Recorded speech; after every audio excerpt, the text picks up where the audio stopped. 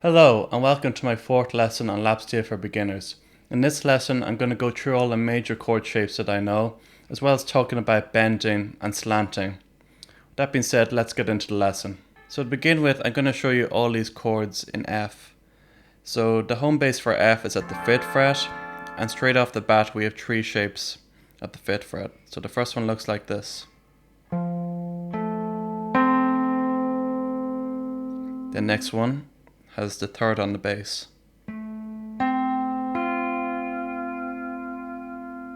Then the last one has the 5th on the bass, which is a C. So this next shape is the first one where you'll actually have to bend behind the bar. So the notes that you're actually playing are here at the 8th fret, then the 9th fret, then the 8th fret on the first string. So you're bending up a semitone to this 9th fret.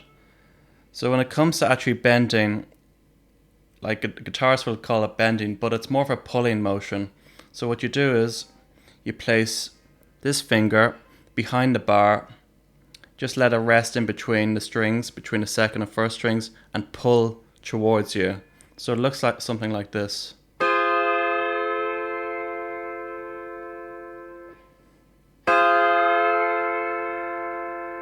See the way I'm pulling? The motion's more like this rather than me like curling like a dumbbell or something. It's more of a pulling motion towards you. And the reason for that is because if you started to just bend constantly with your finger, you're eventually just going to get tired out and more than likely you're going to injure your finger. So it's better to bend, it's better to think of it more as a pulling motion rather than a bending motion. So this next chord shape is here at the 12th fret, and now we're bending up to the 13th fret on the 1st string, which is an F, so it looks like this. I recommend that you bend into the note like that to begin with, because it'll train your ear to help you get that pitch right, rather than pre-bending and then hitting it. You want to be able to do both, but to begin with, you want to be able to bend into that note. It'll make things a little bit easier.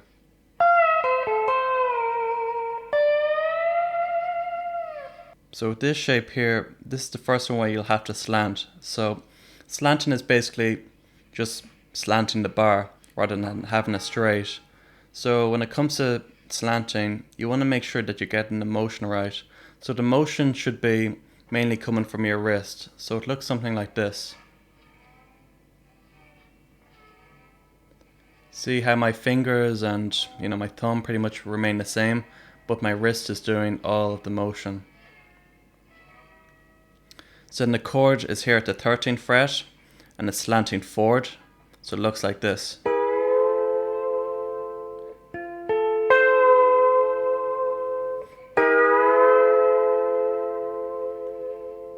Personally, I find slanting hard when it comes to 3-note chords because it's kind of unpredictable how it's going to sound, if you're going to get that intonation right or if you're going to get to the pitch correctly. So my kind of cheat way of getting around it is, well, I'd like to be able to do it the other way, just being able to hit it dead on to begin with, but usually I just slide into it like so. Because usually you're not getting the notes completely right, but you're getting them close enough. And that's what matters, because usually playing these things relatively fast, so you don't really notice it too much. But when it comes to slanting with 2 notes, it's a lot easier. So any kind of double stop slanting is much easier, but when there's 3 notes and they're close together, it's very hard. I find it very hard to predict actually what's going to sound like once I pluck it, But it'll take time, but you'll eventually get there if you listen carefully enough. So this last chord here is the hardest one to play because it has both a slant and it has a bend. So to begin with, let's just look at the slant. So that other chord, our slant was towards the bridge, so going this way. This one's a reverse slant because you're reversing it. You're going backwards rather than forwards. So the motion's a little bit different. So rather than the motion coming from your wrist, the motion's really coming from your thumb. So it looks something like this. I put my thumb on the top of the steel bar and I move it out like that.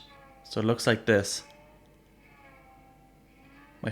My wrist doesn't really change that much. The fingers behind don't, but the thumb does all the work. So it's just sliding it like that. So the notes that we're playing here, it's the 13th fret and then the 12th fret on the second string. Then the last note, the note that we're bending up to,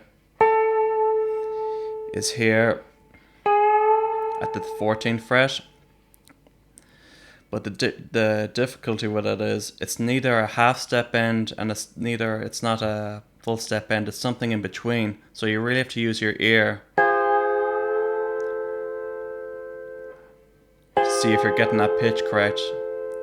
You really just have to feel it out. Especially when you play it somewhere down here where you're going to have to pull for, you're going to have to bend more, because the closer you are to the nut of the guitar, the more you're going to have to bend. But you'll eventually get there with it. It just takes time. And for this one especially, you have to bend into it rather than pre-bending. It's very hard to do it that way.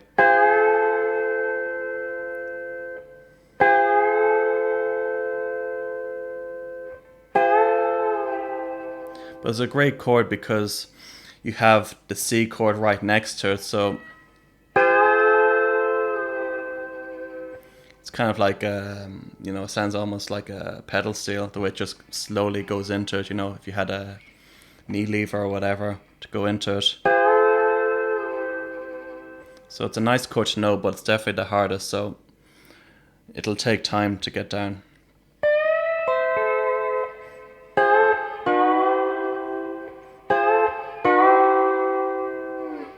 So that's going to do it for this lesson.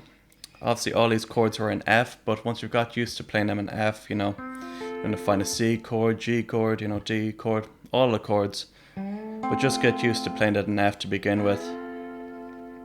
And then the next lesson is going to be, the same kind of approach like this, but just going through minor chords. And then, probably the following lesson will be mixing and matching between the two and playing, 1, 4, 5s and stuff. But that's going to do it for this lesson. I'll see you in the next one.